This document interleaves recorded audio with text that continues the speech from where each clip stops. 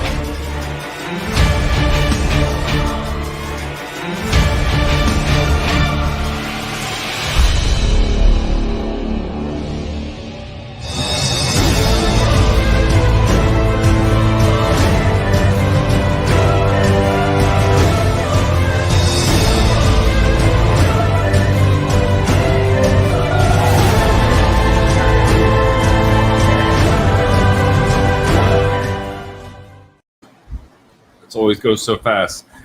Hey, good evening, Bernard. Thank you for tuning in. Oh, there's Kenneth. See, I said Kenneth. Dave Wilson Short. Tonight's conversation will be scrumptiously delicious. I love it. Savor the flavor. Thanks, Kenneth. You always come on the show, and I really do appreciate it. Tonight's subject sometimes is controversial. You talk about change, and you don't want to speak up. There's some really things that you want to see changed, but you're not in that position to say, we should do it this way, we should do it that way. And I kind of compare it to, let's just take your house. It's like anything. Something's wrong. Your water faucet's dripping and dripping. And, if you let it go on and on and on, it's going to cause an issue, big issue, right? Then you got to fix it up. Your child is struggling in school. Do you get the right tools for the child? Between books and you want to do it right. You want to take your child and really have them excel.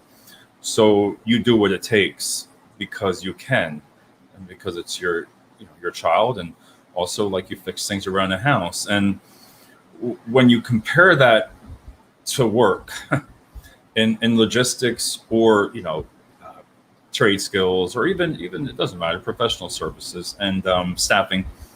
So the problem, everybody knows it, but they don't say anything. Everybody says you don't have any staff. Okay, why? Nobody shows up to job fairs. Why? Nobody shows up for their open houses. Why? Everyone wants to work day shift. Why do they only want to work day shift? Why? And some of the answers I go through all the time, and you see it happening. You see what the problem is. What the problem is within the staffing industry and some corporations with staffing, but we don't do anything to fix it. Let's just say some of these crazy shifts, right? So you have some of these shifts that, I get it. Some of them are 2 a.m. till 10 a.m. Hey, Rob, there he is. Oh, wow. Janie's back. Hi, Janie. Oh, it has been a long time. There she is from Australia. And Rob, how you doing, Rob? It's good to see you. We're talking tonight, Rob, about change and what companies can do, but people don't like to say anything. And when I brought that up, like the crazy shifts, right? We talked about that. Why don't people want to work on a shift that's 5 p.m. till 1 a.m? Why doesn't anybody want to work 10 a.m. till 7 p.m? Why doesn't anyone want to work every weekend? Why doesn't anybody not want to work second shift? And And the reason why, because second shift used to be like a 3 to 11. Now it's like kind of like a 5 to 12, 1, or even 4. So there are the kind of things that company are facing, but the problem. When you work weekends, you have to take into consideration, I'll take some heat for this, but you have to kind of, that's where it comes to work-life balance. Why are they calling off? Why are they not showing up? You know the answer. You know it. If you're a VP and above, you know the answer why they're not coming on every weekend to work. You know the reason why they're not working these crazy shifts. Can you imagine walking into work on a Monday, and if you made a couple changes, just a couple changes, that's it, and you had a couple extra people, some of the people showed up for work, everybody was happy. It was like, wow, we got our work completed. It's Monday. Just imagine that feeling. Besides feeling every time, oh man, I don't want to go in on Monday friggin' morning. It's going to be a mess. That's Kenneth. That's exactly why, and that comes to change is because why? I like that. Why do you allow it? When COVID hit, everything went crazy, right? We all went crazy. Companies, but you had to change. And what I compare that to is companies made the change because they had to. They were forced to. Things were all a mess. And wow, did things change? They did change. I know about the unions. And Janie, that's a good point too. And we don't have as many as we did years ago in the States, but we still have some. I worked for a union. It was back in the 90s, but it was a fair union. But a lot of them in this area here have gone away. But think about if you could change something, just one thing. Why? I like that. Why? A lot of candidates or employees don't want to speak up. Oh, here we go, Rob. Daylight and midnight shift won't do second shift, I believe. I would hate 4 p.m. to 2, my last job, if I stayed there. And Rob, what I talked about, I'm going to back up here a little bit with COVID, is companies were all a mess. They were a mess. We didn't know what to do. You had to shut down. You had to try to figure out how to recruit people. You had to do something. What were you going to do? Nobody could go in the office, but you know what? You made it through it. You made changes because things were a mess. You changed it to satisfy you, the company. So the companies did it to satisfy the employees and also the company. And you know what? It worked. It's changed everything nowadays to the work-life balance. You never heard of work-life balance before years ago. Now I know that word, workplace balance, with family. You want to spend time with your family. Everybody's realized now that they're home and they're coming back in the office. But change was good at that time. It was good. It worked. But when you have the problem, I am sorry, but upper management is really sometimes to blame for this. And I do say that. And the reason being is because when you're talking about the employees that know the reason why, because they're the ones that work. They're the ones that call off. They're the ones that don't show. They're the ones that, why can't we do it like this? Why can't we do it like that? Then you got your line, your lead saying the same thing. I don't know. We try to talk, they say no. Then you go to your supervisor. Well, that's just the way it is. That's the way it is. You can't do anything about it. That's the way corporate does it. Then it gets up to your GM, and your GM's like, what the hell is going on? What the hell is going on? And why can't we fix the problem? So it just tumbles down. So then you got your VP saying, okay, what's going on? They know. People know what the problem is. And when it comes to logistics, listen, I've been there. I've lived it. I did that stuff 7 days a week, 12, 14 hours a day. I mean, I get it. Things got to come in. Hey, there he is. Hey, Bill, how's it going? All the way from Pittsburgh. You got to check up with him. He's always a great colleague to check in on. Change is progression. And that puts it right there, Bernard. It actually sums it all up. Change is progression, because you're changing something and it's only for the best. How does companies come up with these odd shifts, Rob? If I could answer that was one of the things right here. What happens is everything comes in at different times. Different shipments come in at different times of days, different things, but there's still only 24 hours a day. 24 hours a day. you have to try to figure it out. And oh, there they are. Hey, so there are ways until somebody could sit me down and show me why. Like, I get it. The first shift, everybody wants to work first shift because of families. Then you have your second shift people. They like that steady right in the middle.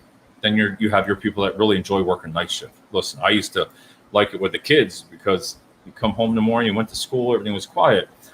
But my point there is there has to be a way that you can figure out how to staff and really make it successful. Listen, if you can increase even 30 to 40% of your reduced retention rates, right? That would save you right there. So even if you made one little change, that's it. You would see the trickle down effect of it.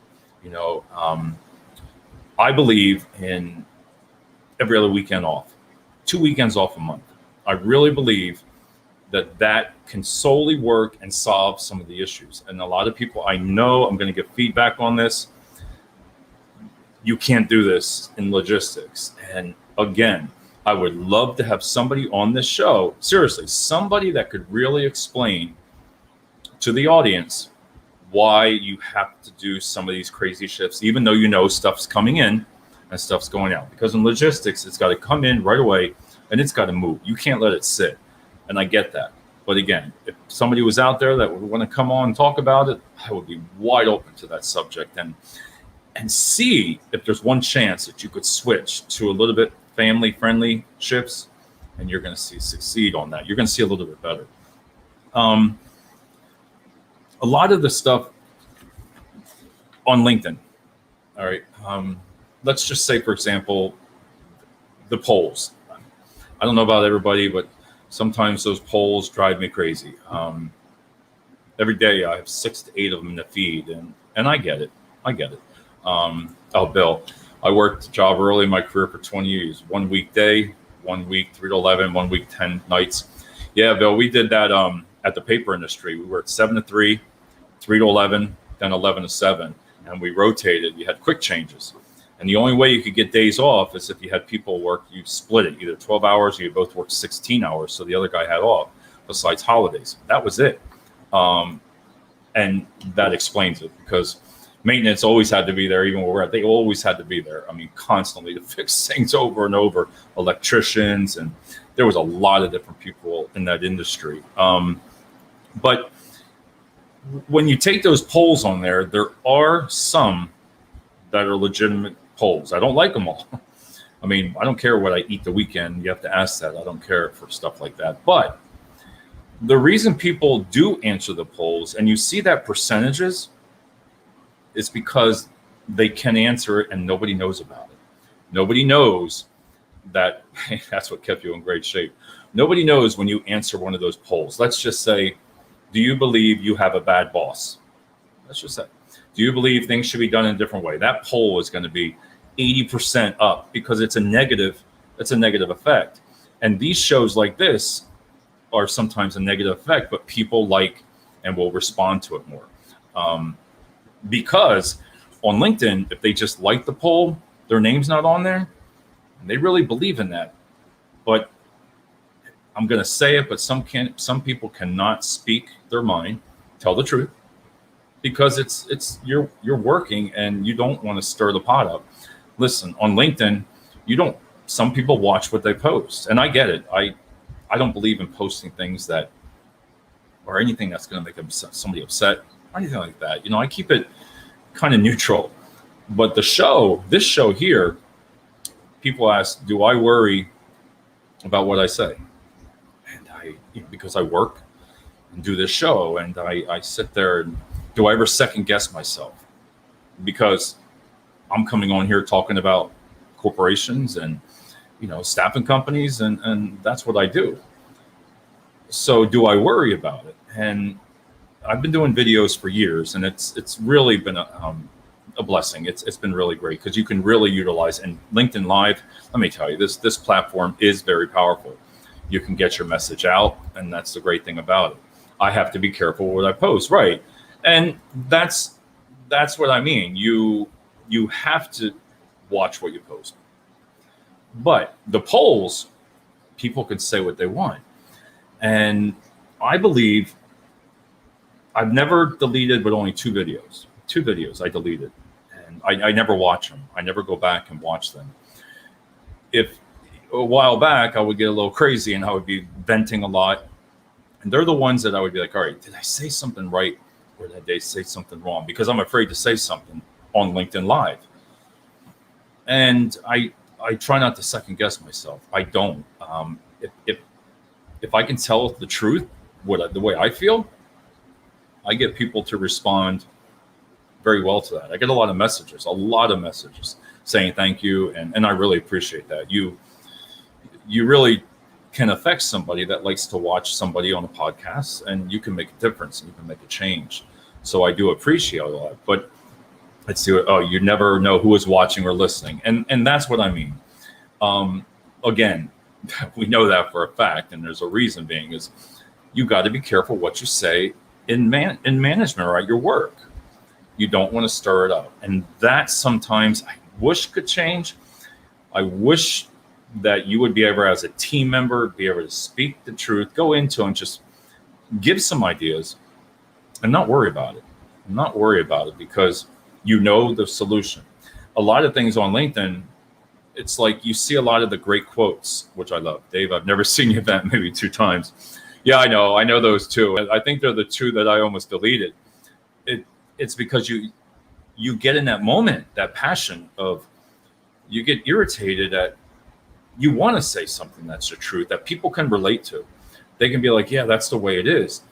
But sometimes you can really change management. And what I mean by that is not to be afraid of what you say or what you post, but you can get your message across. There's ways that, go to your team member and say, listen, can we do it this way? Can we do it this way? Oh, Kenny D has to be careful. No, he savors a flavor. But don't ever, as a leader, turn somebody down when they come to you. Let them say what they want, because all it takes, I always say this, is one person to make a change on a shift change. Let's just say one change. They make a change. They figure out a way to give everybody off 1 day on the weekend. Can you imagine that? What the difference that would mean to the candidates, and that would mean to the company. 1 weekend, 1 day, a Saturday or a Sunday. There's all different ways. And I really believe if you take that whiteboard, I am sorry, you can sit down with everybody and bring everybody from a different department and look at it and come up with a solution. You're going to see a difference. And I really believe in that. It's just hard to get everybody to communicate because they don't want to say what they're doing. What's this? Some flavors aren't so fun. How did I know you would say that, Kenny? But can you imagine, again, going into work and knowing that you had 10, 15 people show up because you made one change? So I'm going to end it on that note for that part. And there's so many ways, like Bill was putting up on there. Let me tell you, there's the 4 10-hour weeks, 10-hour shifts. There's 12-hour shifts where you have 4 on, 3 off.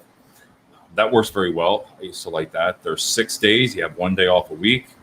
There's your 7 to 3, 3 to 11, 11 to 7, which is a little bit more family friendly because 11 to 7, you see your family. 3 to 11, sometimes a lot. My father used to love 3 to 11. I have no clue why. He loved doing his yard work and everything during the day, and then he would go to work at 3 o'clock, work till 11, stay up, have a couple beers at night, and then he'd start the day over again. But he liked second shift, and there is some people that do like the shifts, and that's where you got to convince your leaders to make a change. And if you don't, this is what happens. It's the same old thing over and over again. You go to work, everybody says we can't find people.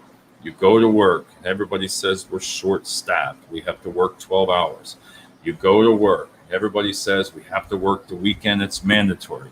We go to work. We're in the time to punch out, and they say you got to come back, finish up. The point system, I wanted to bring that up. That point system that companies utilize, I would toss that thing out.